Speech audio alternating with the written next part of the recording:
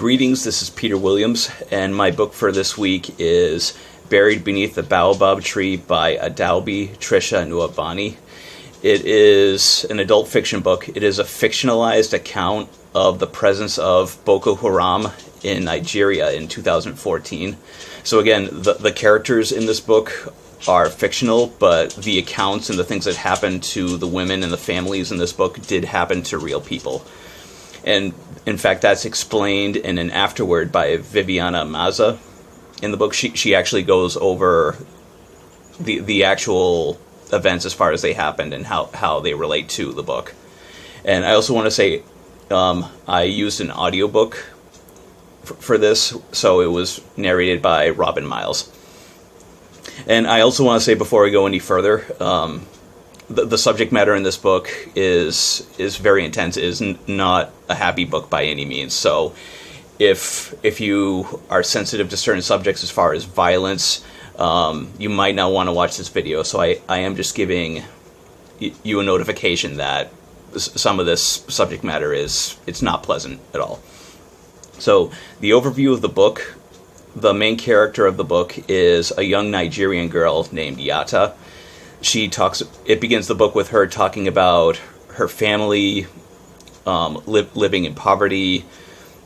She talks about her father and her brothers and what it's like living in Nigeria as far as farming, how they have to pay for her to go to school. And if they don't have enough money for her to go to school, she can't afford an education, she would have to drop out. And she talks about how she has ambitions to obtain a scholarship so that she can go to a university when she's older.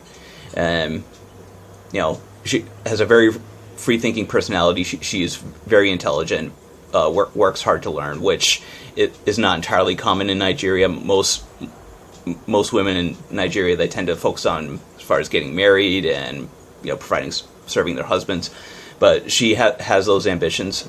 And she also talks about her friendships, such as her friend Aisha, and her family are Muslims. They believe in Islam. So we get a little bit of a window into Islamic thinking, and we can just see how they treat people and how they're very inclusive as far as participating in other things in Nigeria.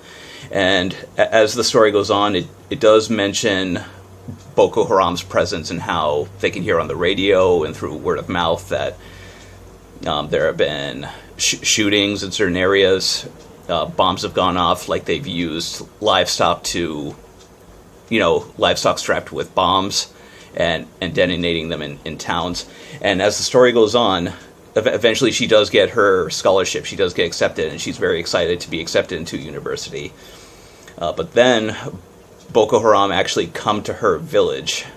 And again, Boko Haram, they're an Islamic terrorist group. So,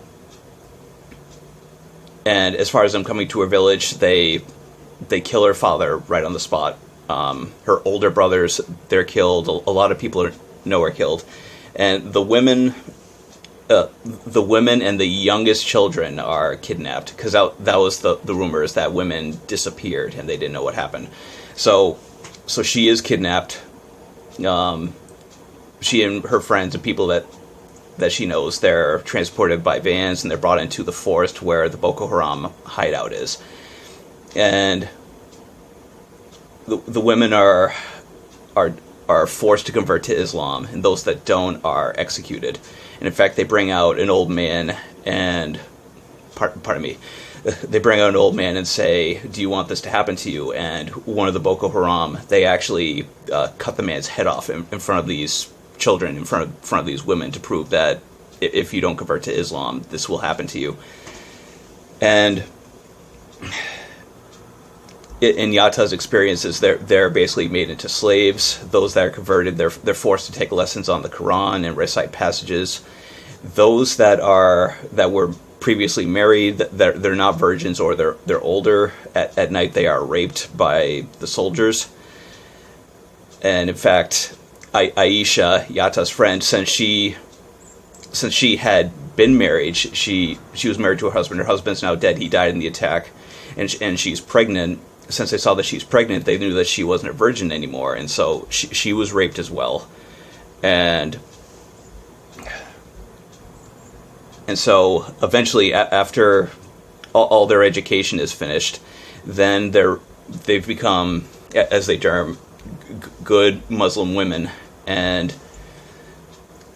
they're then sent to another area where there's another place where the Boko Haram are present, and they're married to the soldiers, which are called the Rijali. So Yata is married to a soldier as well. He wears a mask, so she doesn't even know what he looks like when she's married to him. And before they go, Aisha, she actually dies in childbirth, and they basically just completely discard her body, and the baby is left at the camp after they're transported. And so Yata and her other friend, they are married off to these soldiers, and she's forced to wear, the typical clothing, and in this case, it's a niqab that she has to wear to cover her face. As she is married, she is raped by her husband too. Obviously, she doesn't want to be his wife. Her friend actually ends up falling in love with her husband, and in falling in love with him, she ends up eventually subscribing to their way of thinking and wants to participate. And as they're married, as their wives, they also undergo training. So they're taught how to use guns, how to handle fire bombs, and then one of their last lessons is how to wear and use a suicide vest.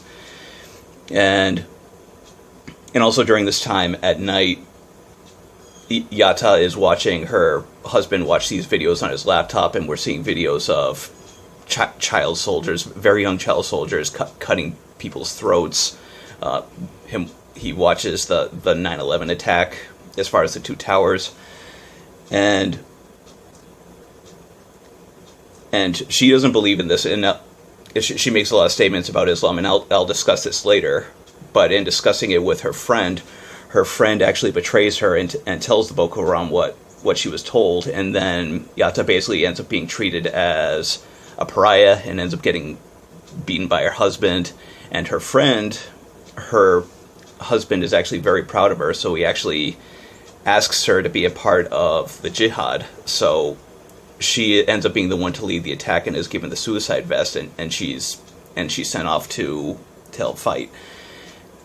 And after that happens, there is an attack on their camp, and as they're being attacked, Yata actually uses it as an opportunity to escape, and she ends up escaping her husband, and she ends up being rescued by the Nigerian army.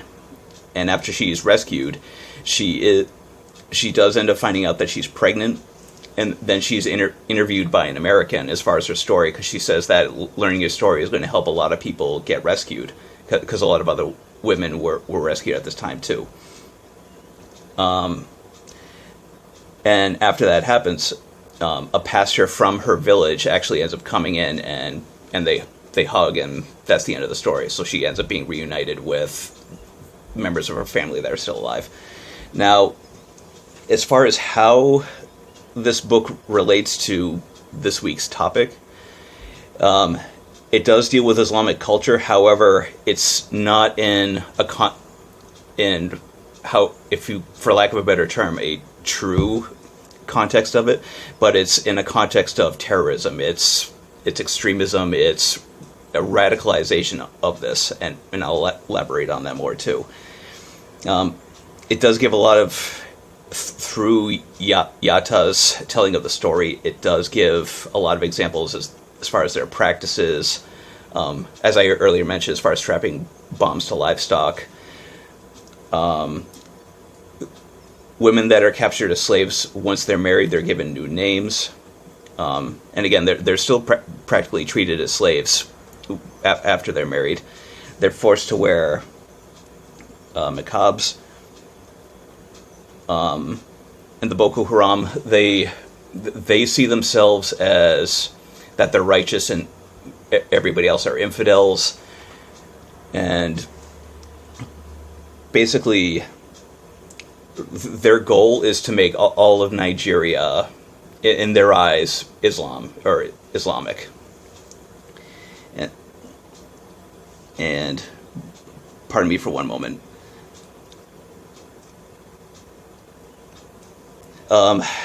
It does touch on Islam in Aisha's context a little bit, but not to the extent of the Boko Haram. But we are allowed to get a picture, like she does discuss how when she was married to her husband, it was arranged and she didn't know who he was. But after they had met, they did eventually fall in love. She does wear a hijab, but we also get the impression that, like, her family, I mean, they're very kind. Her family participates in education as far as Muslim values, and you definitely get an idea from them that it's more of a religion of peace and understanding, and the radicalization that the Boko Haram have nothing to do with that, and they do talk about that a lot. And pardon me one moment. And also the book, it's not related to this week's topic, but it does talk a lot about Nigerian culture too, as far as just like their daily living, the presence of Christianity in Nigeria. In fact, Yatta and her family, they actually are Christians. And it does talk about the Baobab tree itself, which they'll use for food, they use for medication. It also does talk about how children can be disciplined, like when she's at school, they do have a whip that are used against children if they, haven't been studying or they make a mistake. There's also a reference in the book, one of her brothers misbehaves, and she makes a reference to how, pepper could be put on a boy's genitals in order to teach them, don't do this again. But again, coming back to it, it does relate to this week's topic, but it's more of in the context of extremism. Describing how the book offers usefulness in understanding the culture.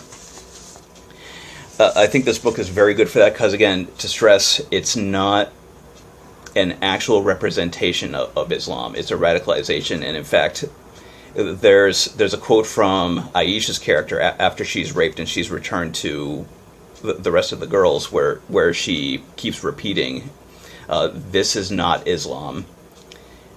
And coming back to her family, when they're talking about Boko Haram, they refer to them as criminals. They say this has absolutely nothing to do with Islam. Islam is a religion of peace and understanding, and they're misinterpreting the Quran for themselves. They're using it for their own ambitions, for their own goals. And as far as incorporating this book into library programming, to elaborate on one of the readings that we did this week, as far as Oakland Public Library and their issues with Islamophobia, I think that having this book be a part of a program that has to do with Islamophobia would be very good. Because obviously, when you're trying to deal with prejudice, you do want to promote inclusion for that group, but at the same time, you also want to understand where is the phobia, like Islamophobia? Where is it coming from? Why do people feel that way? And from my own personal experiences, as far as like hearing people talk, obviously, if somebody posts on social media, a lot of that Islamophobia comes from what a lot of these radical groups do. And this book, it gives you those examples, and it acknowledges that these horrible things, they do happen. They have happened, they've happened to a lot of really good people. And again, men, women, and children, slaughtered, women captured and made slaves and put into servitude and raped. That these are things that really did happen. However, they have absolutely nothing to do with true Islam. And I think that there are a lot of people that have those assumptions, that they don't necessarily know that. And I think having a program where a book such as this is put into it, it can really help educate and say, okay, Islam is not really about this. And because, from my own personal experience, looking at different cultures, different beliefs, ideologies, it's never the ideology, it's the radicalization of it that when it becomes dangerous and becomes violent. And you can see that, you could probably see that anywhere. And I think now, living today, I think we can appreciate that more than ever, where it's not an ideology, but it's the radicalization, it's the violence, it's any sort of terrorism that is associated with it. I hope I've covered everything. I believe so. So I will say that, it is a fantastic book. I did enjoy it a lot, but it is a very intense book, as far as covering all the things that do happen. To come back to how it relates to topics, it does talk about certain terms as far as relating to Islam, as far as like the term jihad, and as far as some references to the Quran, as far as certain quotes. But that's it. Thank you very much, and I hope you enjoyed my post. Thank you.